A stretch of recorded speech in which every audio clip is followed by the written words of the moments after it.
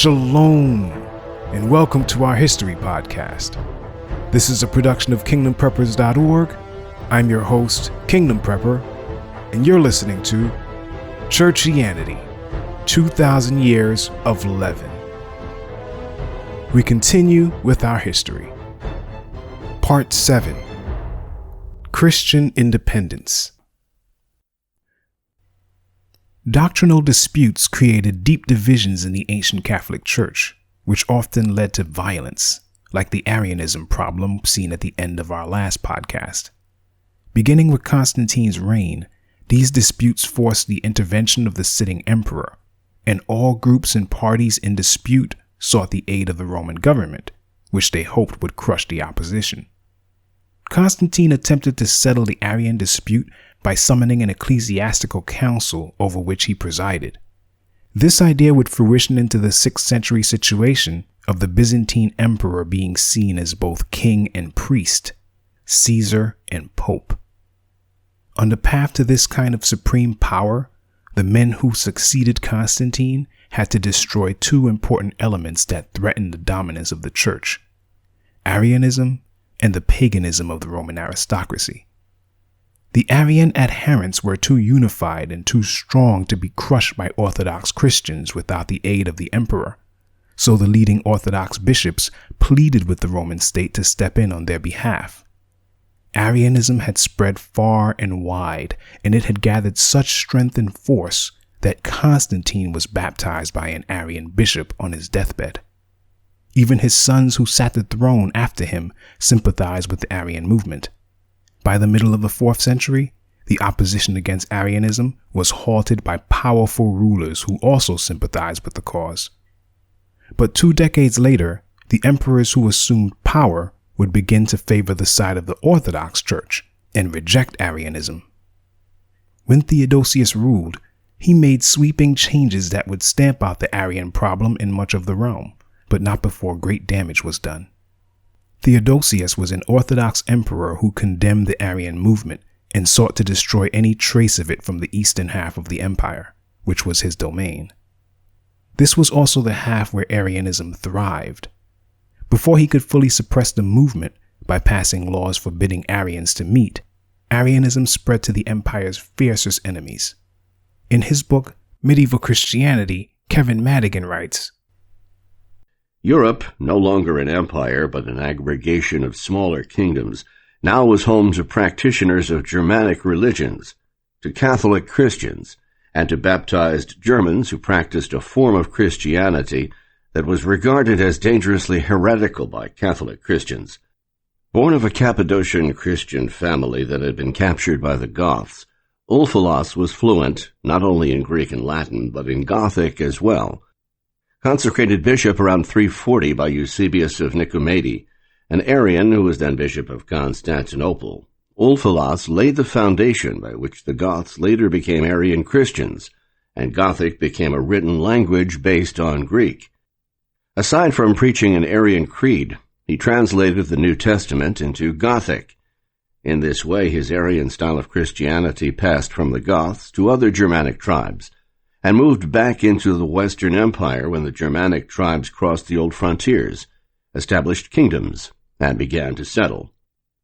The Western Goths, or Visigoths, terrified of the Huns, who were migrating westward from Central Asia, already occupied the banks of the Danube late in the 3rd century when Dacia was given to them by the Romans.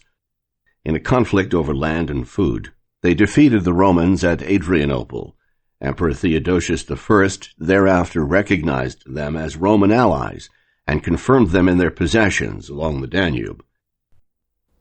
Christianity's second great enemy, Roman paganism, saw a slight resurgence when Julian the Apostate, a nephew of Constantine, ascended the throne in 361.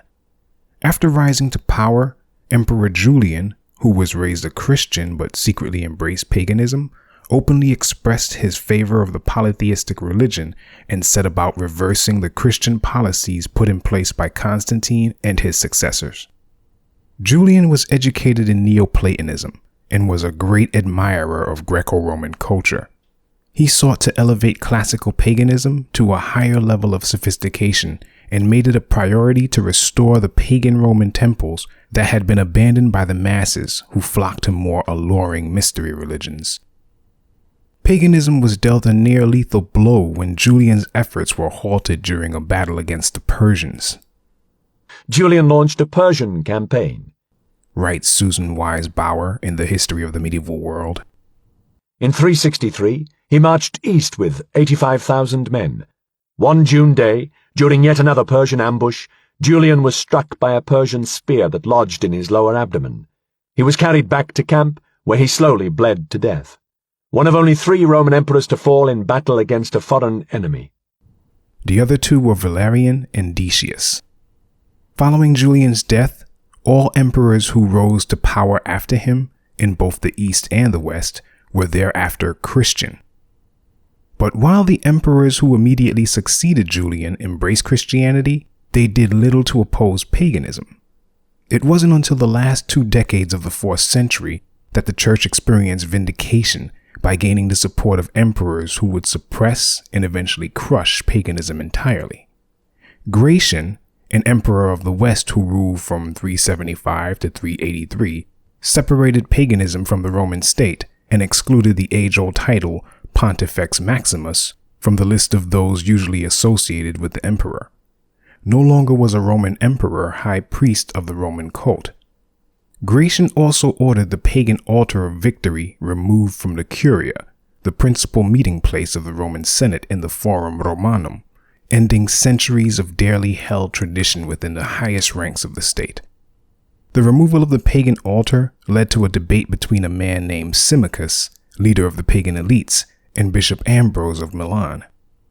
Symmachus argued that all roads led to the Creator, therefore the pagan Roman religion should be left alone. Ambrose argued that Christianity was the one true religion, and all others were to be destroyed. Co-Emperor Theodosius, who would later gain control of both the eastern and western halves of the empire, sided with the Orthodox bishop and thereafter made the practice of the ancient rites of paganism, both in public and in private, illegal throughout the entire realm. This new legislation, which devastated the pagan aristocracy, caused a remnant of them to rally around a Roman general who promised to restore paganism if his usurpation succeeded. The general and his army managed to take control of Rome, but Theodosius annihilated them in a final battle in 394. A year later, Theodosius would be dead, but his sons, who succeeded him as emperors in the East and the West, passed additional anti-pagan laws, and many pagan temples and sanctuaries were destroyed. Thus ended the freedom of religion in ancient Rome. Following the events of 394, Christianity enjoyed greater privileges and saw its Catholic clergy placed in equal standing with the realm's most celebrated pagan priests. Toward the end of the 4th century, the privileges extended to the church by the Orthodox emperors included the fiscal as well as the judicial variety, since the church was elevated above the common law of the empire and was thus a state within a state. The church was in effect able to establish its own law, which it steered by internal tribunals. This became canon law. Sentences passed on individuals through the realm's imperial tribunals could be bypassed by bishops who chose to exercise the church's right of sanctuary.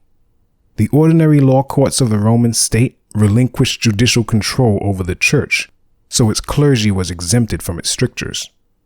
Through the acts of the late 4th century Roman emperors, Theodosius in particular, the ancient Catholic Church, for the first time in history, was fully independent of the Roman state's imperial jurisdiction. This was all necessary in order for the church to fulfill the prophecies that pointed to its unrivaled strength, which it would later amass on its course to achieving full power. With its newly held status as a state within a state, the church, especially in the western half of the empire, was now in a good position to withstand the prophesied invasion of the barbarians in the 5th century, which devastated the imperial Roman state and reduced the words Roman emperor to that of a hollow title, devoid of any power. By the time of Theodosius's reign, the barbarians already had a foothold in the realm, but Theodosius managed to appease and pacify them, keeping them at bay. Theodosius' successors, on the other hand, who lacked his competence, only managed to enrage their Germanic enemies. The result was that in 406, the Rhenish frontiers gave way, and many tribes burst across, writes Norman F. Cantor in his book The Civilization of the Middle Ages. There was officially a Western Roman Empire until 476, but the last emperors had no influence on the course of events. They had even abandoned Rome for Ravenna in the early 5th century. This left the Eternal City open to the invaders, and the Bishop of Rome emerged as the leader, taking the place of the absent emperor. As the Roman state disintegrated in the 5th century, the attention of men in the West came more and more to be directed to the only institution that could provide some unity and leadership, to religion and education. The Bishopric of Rome, the acknowledged leader of the Christian Church in the West. The course of history was undergoing irreversible changes in this period. While Diocletian had divided the realm into East and West, Constantine, upholding this division, enacted policies that freed the church from the grip of the state, ending its persecution and imbuing it with certain freedoms and privileges. Theodosius I, the last of what is considered the great emperors, did more by destroying Christianity's main rivals and establishing the Christian movement as the state religion. After him, there would be no other single ruler over the entire realm, nor would the administrative aspect of the empire be reunited under one emperor. In August of 410, Alaric, an Arian leader of the Visigoths, sacked Rome, the former capital of the empire, which sent shockwaves throughout the realm. The barbarians would become a permanent fixture in Western civilization. Seeing the precarious nature of this situation, Pope Leo I, the first of the popes to assert any real influence, negotiated with barbarian kings who had invaded Italy. In 452, he requested that the city of Rome be spared by the invading Huns.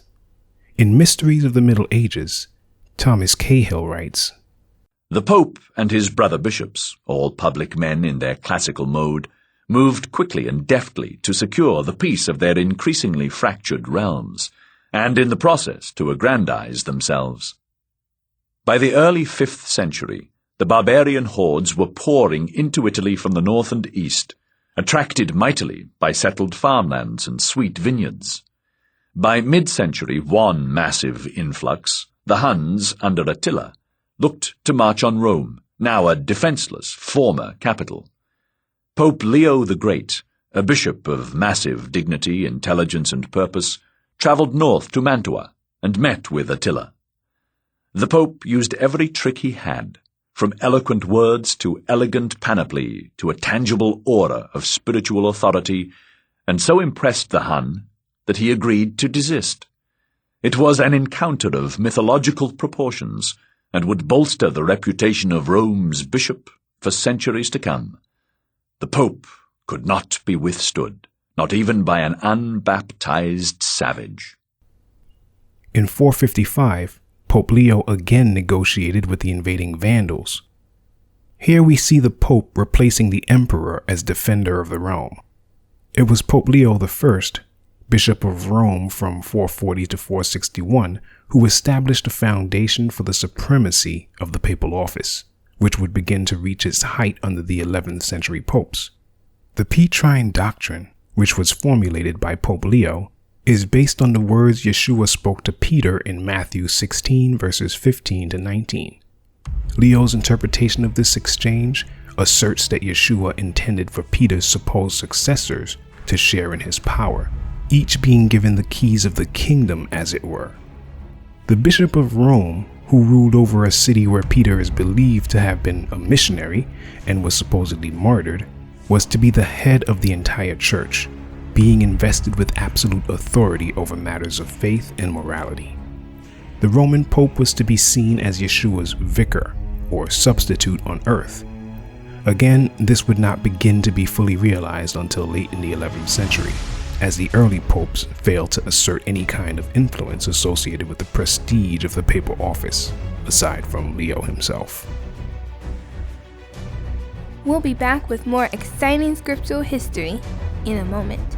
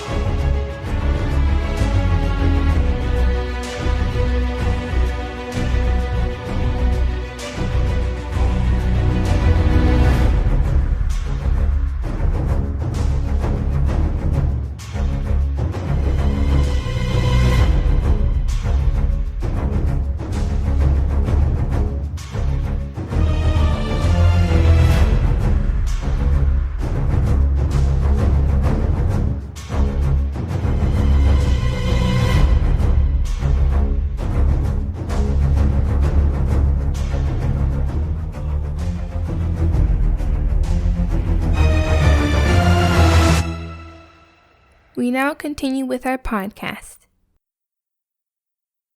To be clear, the Christian independence that was realized in the late 4th and early 5th century was not extended to individuals within the institution. That independence was reserved for the leadership, bishops sitting atop the very apex. Individual conscience was under the direct control of the church hierarchy, which was just as authoritarian as the Roman state itself. The church and the state at this time operated in different arenas, and one did not yet absorb the other. Morals and affairs of religion were the business of bishops, not the emperor. But this was mainly true in the West, as the eastern half of the realm, centered in Constantinople, made no such distinction. It was Ambrose, Bishop of Milan, and his colleagues who gave the church most of its structure after imperial policies were passed in its favor. It was they who developed the church into a political and legal institution, complete with bureaucracy, like any sovereign government. The bishops believed that as the emperor had the charge of maintaining order within his vast realm, so too did the church leadership have the charge of maintaining the morality of the Christian body while shaping overall Christian theology. And this could be achieved through force where reasoning alone failed. Because the church and the state were still separate and distinct in the West, tensions would mount and inevitable clashes of authority were certain. Those clashes were often centered on control of the minds of the people, and it was people who overlapped the jurisdiction of both institutions. This clash of authority could be seen early in the age of church independence, while Theodosius I was still emperor. He had ordered Bishop Ambrose to see that a synagogue was rebuilt after a horde of angry Christians burnt it to the ground. While Theodosius was an Orthodox Christian and no sympathizer of those who held to religions outside of his own, he felt this incident fell within his jurisdiction of maintaining order. Bishop Ambrose disagreed, claiming that it was instead a civil matter that was to be handled by the church. Ambrose easily won that contest, and Christian money, as he had argued, was not used to rebuild the Judahite synagogue. Another incident brought the powers of state and church into further conflict following the murder of imperial officials at the hands of Roman citizens and Theodosius's brutal response. A governor who had been drinking at a tavern in Pannonia suffered a drunken experience that left the popular charioteer in prison. The charioteer was set to compete the next day, but the governor refused to release him, so his fans rioted and stormed the governor's headquarters. The governor and other officials were killed. When Theodosius heard of the matter, he immediately retaliated by having all involved in the riot executed. The result was a massacre of some 6,000 to 7,000 citizens of Thessalonica. Theodosius put the matter behind him, but when he attempted to enter a church in Milan, Ambrose, the bishop of that important city, refused him. Theodosius was a baptized Christian, so despite being emperor, he was subject to church discipline in matters of morality. Since it was understood that the emperor had overstepped his bounds, Ambrose excommunicated him, barring Theodosius from receiving the cherished sacraments as punishment for his crime. In a bizarre twist, the emperor actually yielded, humbling himself before the church by begging Ambrose to pardon him. The bishop did, and Theodosius was reinstated. Of this, Susan Wise Bauer writes, The Christian historians who recorded this merely say that Theodosius then confessed his sin, did penance, and was restored. But what passes almost as a footnote is the fact that it took Theodosius 8 months to do so. Standing on the steps and looking at Ambrose's unyielding face, Theodosius must have realized that his decrees were having an unintended consequence.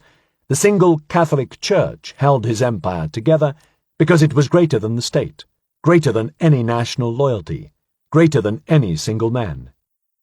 It was greater than the emperor. Turning once more to Norman F. Cantor, he writes that Ambrose became the dominant force within the Christian Church in the crucial decades of the 370s and 380s. Naturally, he brought the attitudes of a Roman official to the Church and to society. With his bureaucratic cast of mind, he played a large role in moving the Church toward a legalistic style of ecclesiastical life, and toward the establishment of canon law as a system based on punishment, duty, office, and obligation. He was deeply concerned with obedience, believing that the role of the bishop was like that of a Roman governor. Bishops had already begun to depart from their early role as pious wise men, the spontaneous leaders of the Christian flock, and Ambrose crystallized the new concept that bishops were authoritarian figures quite separate from ordinary lay people. A bishop dictates, decrees, and pronounces edicts, and the ordinary Christian is more apt to fear than to love him. With Ambrose wielding such power and influence at this early stage, we see the beginnings of a state church slowly taking shape. Ambrose only achieved the success he did because a large Christian population supported him, and counted among those Christians were emperors. In this way, Ambrose, having their heir, was able to influence state policy.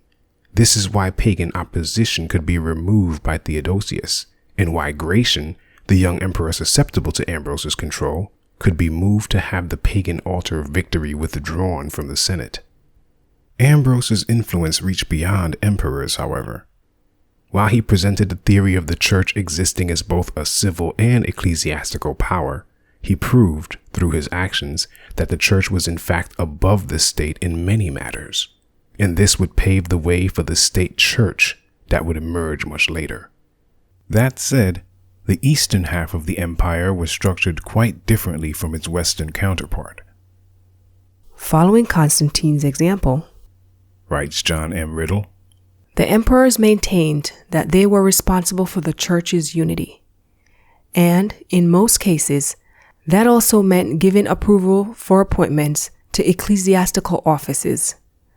The emperor appointed the patriarch in Constantinople, generally considered the head of the Eastern Orthodox Church. Patriarch means rule of the father, similar to the late Latin vernacular word papa for father, in English pope, for the head of the Roman Church. In theory, only one Catholic or universal church existed, but by the late 4th century, the Eastern and Western churches were separating into the Roman and Eastern Orthodox churches over different theological interpretations and the inability of the emperor in Constantinople to determine the religious status of the pope residing in Rome. East and West, therefore, became more and more distinct over time, though there was still one Roman Empire. In both halves of that empire, two separate churches had begun to amass power, being led by a pope, in the case of the Western Church centered in Rome, or a patriarch, in the case of the Eastern Church centered in Constantinople. This division speaks to the prophecy found in the book of Daniel, chapter 2 in particular, where Nebuchadnezzar dreams of a statue whose various parts represent succeeding empires that would dominate the known world and control the fate of Yah's chosen people, Israel. Rome, unlike all the other empires before it, would usurp the message of Yah's people and assume their role in dispensing that message to the world, albeit in a corrupted form. In that chapter, the prophet Daniel told the king, "You, O king, were looking, and behold, there was a single great statue. That statue, which was large and of extraordinary splendor, was standing in front of you, and its appearance was awesome. The head of that statue was made of fine gold, its breast and its arms of silver, its belly and its thighs of bronze, its legs of iron." Daniel 2, verses 31 to 33. In verse 38 of Daniel 2, Nebuchadnezzar was told that he was the head of gold, meaning Babylon was the first kingdom in succession within the prophetic dream. We all have one head on our bodies, signifying that Babylon would be one kingdom with one ruler. But the next kingdom is associated with a chest and arms. Arms signify that the kingdom would have two regions of control, and we learn that the next empire is formed by a combination of Media and Persia. "Your kingdom has been divided and given over to the Medes and Persians." Daniel 5, verse 28. We have already shown that the Greek Empire was the third succeeding kingdom in the very first podcast of this series. And while Greece, which is represented at first by the middle or lower torso of the statue, signifying one united empire with one emperor, that kingdom is also pictured as including the thigh region, which indicates a connection to the next kingdom in line. This speaks to the Greco-Roman culture and language adopted by Rome, the statue's legs of iron. Rome is seen as long legs, signifying not only its impressive span of uninterrupted rule, but also the important eventual and permanent division of the empire into East and West, as we see with Rome and Constantinople. This was true of the imperial administration as well as the later ecclesiastical one, when the Roman and Eastern Orthodox churches emerged as controlling forces within the empire. Those two churches, however, which comprised one Roman Empire, would go from being legs of iron to feet of iron and clay, meaning that their iron rule would be dampened by outside forces, like the Arab invasion, the rise of independent European states, and the emergence of yet other powerful nations far west in the New World. Those nations would share the power once wielded solely by the church, signified by the feet of iron and clay in Nebuchadnezzar's statue. The king's dream and the representation of that great statue, of course, reaches down to our time, and many who live now will witness the culmination of Daniel's prophetic interpretation. That wraps it up for this episode of Churchianity, 2000 Years of Leaven. A production of kingdompreppers.org, this episode was written, produced, and hosted by yours truly, Kingdom Prepper. All praise, honor, and glory are due to my boss, Yah Elohim, and to his right hand, Yahushua HaMashiach. You can access the transcript for this episode on our website. Yah willing, our history will continue in the next podcast. Shalom.